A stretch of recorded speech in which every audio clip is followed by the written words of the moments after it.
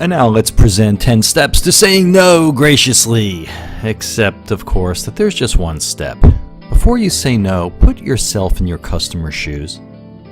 Now, that sounds simple, doesn't it? It is easy to say something you believe in as obvious, but there's a lot of room for people with different views of the world to misinterpret you. In business process and customer service, saying no graciously goes a long way.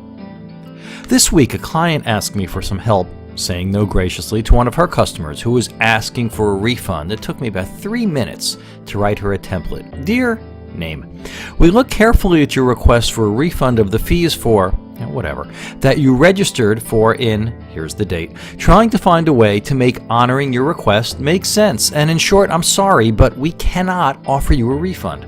To be more detailed, our current policy is that we don't offer refunds for classes once 72 hours have passed. But to be fair, when you booked this stuff, our policy was that you could have a, here's the percentage, refund in the first amount of time, followed by a percentage refund until more time had passed, and then thereafter no refund was allowable under that policy.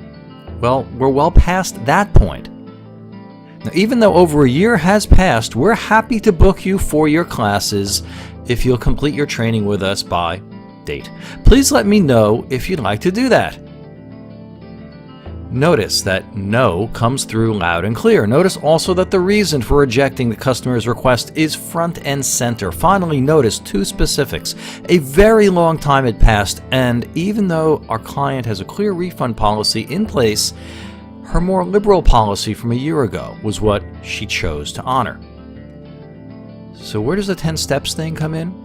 Well, it was in the number of pauses I made. The saying no graciously message is quite simple. We're not giving you a refund that you've requested. The 10 steps manifest in defining this thing almost like a mail merge.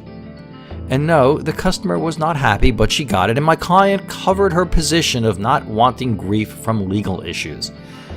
The thought that there can be 10 variables in the simple act of saying no graciously can be frustrating, but communications, especially when you're talking about a process-defined, high-volume level issue, can be complicated. And it's that business process thing that matters here. Reinventing the wheel each time something you hadn't pre-planned happens, well, it's a big ol' waste of time. And the trick here is the business process element of things combined with the gracious part of saying no graciously. The more you process a conversation, the more sterile it can sound. No one knows that better than me. And that makes for bad customer service, but you can do it. Take our little template, play around. I'd love to hear how you do. I'm the Answer Guy, and I'll be back.